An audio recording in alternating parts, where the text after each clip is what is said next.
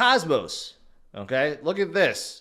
The Cosmos ecosystem is filled with a lot of dApp chains. Okay, and they're all connected through IBC. And a lot of these are doing very, very well. And there's more that's doing well. In case you don't know what IBC is, inter-blockchain communication, which means Cosmos is really a layer 0, but which means all these chains within it can talk to each other freely and just makes one big ecosystem. That's why they call it Cosmos, right? And a lot of them are doing very well. Starting with Osmosis. Osmosis, 1 billion in monthly volume.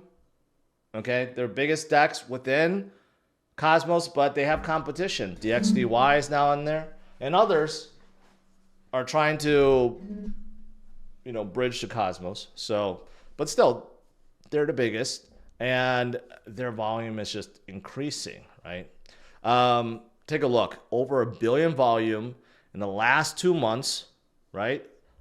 Definitely a huge jump since October, November. And that's because there's just a lot more interest in Cosmos right now, right? There's so many chains that are doing so well right now. And there's a new one that I didn't even talk about yet, and that's Stride, another one within Cosmos.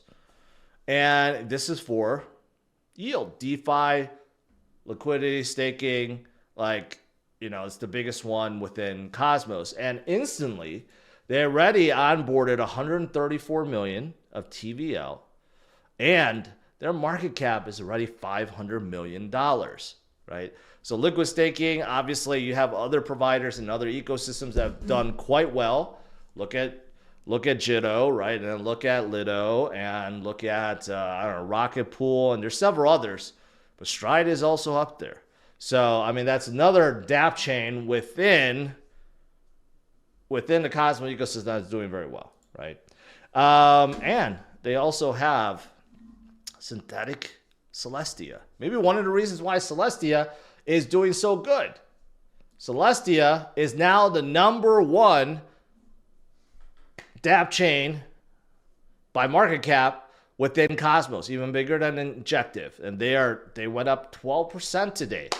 I think they're at $3 billion, and they keep on going up. Okay, and what's so special about Celestia is their data layer. So they're not a monolithic chain, they're a modular chain. And, they separate their stuff, but their data layer, the data availability layer, basically you could think of them as a giant hard drive that's very cheap to store on and very easy to access data from. And they're already sharing this with other projects, right? Has made them very, very welcomed. And they have saved other dApps millions of dollars, right? They're doing really, really well right now. 2.5 gigs of data published.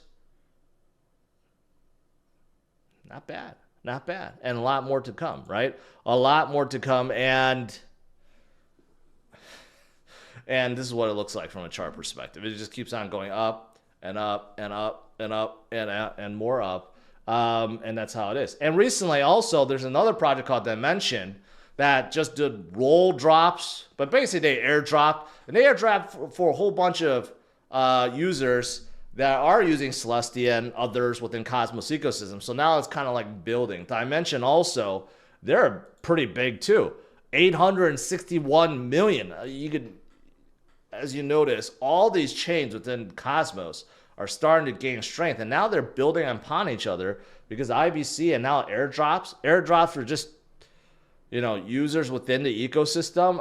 It's kind of genius if you think about it, right? So that's another example. But basically, in terms of their role apps within Dymension, they're growing, but not maxed out yet, but they are growing. But again, another example of Cosmos. There's just a lot of great things happening in Cosmos. That's why it's a 10x crypto ecosystem. So you got to pay attention to all these guys. Stride is a new one now. And then you got still an Injective and Celestia and Say and Osmosis. And then you have others too.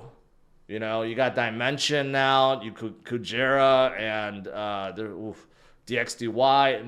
And all these are great projects. What's the cause of this massive Bitcoin breakout, right? Well, according to Blockworks, they think it's ETF mania. And it very well could be. Obviously, ETFs, I've been covering it every single day. We see a ton of volume, a ton of inflows, but today in particular, we're seeing massive volume. We don't know how much was added today by the big boys, but we're seeing massive volume, over $1 billion in volume. So you got to figure Grayscale selling, maybe halting very soon, maybe at zero. But BlackRock and Fidelity and others, they had huge volume days today. That means they probably added a whole bunch of Bitcoin, right? So this probably had a lot to do with what happened today. But the funny thing is, the pump didn't really start until the market end, which is quite interesting. Makes you wonder, maybe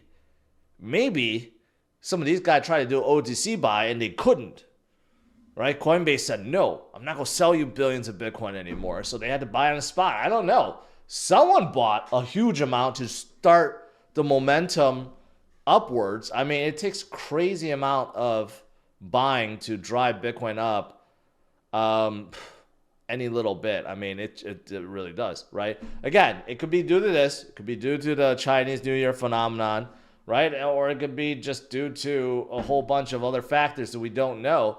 I mean, some traders are thinking that, you know what, we're about to pump in a big way. We're about to go into the squeeze zone, okay? 10 days max until we go into a big squeeze. What kind of squeeze? Well, this is looking at a Bollinger Band, and yeah, you know, we're squeezing. We've been going sideways for so long. I've been telling you guys this, that it's just a matter of time before we break out. Sideways movement is okay. Lets the market cool down, gives you guys time to accumulate more, to DCA more, and when it's ready, you get this explosion, right? And that's how we get to the next leg up. MicroStrategy. They not only is Michael Saylor buying and buying and buying and buying more, they announced that they're going to be the world's first Bitcoin development company. The company will develop Bitcoin blockchain network applications and software. I don't even know what that means. Yeah, I do know what it means, but like, how hardcore are they gonna be? Are they gonna put like, I mean, MicroStrategy itself is a business intelligence company. They're not a software development company.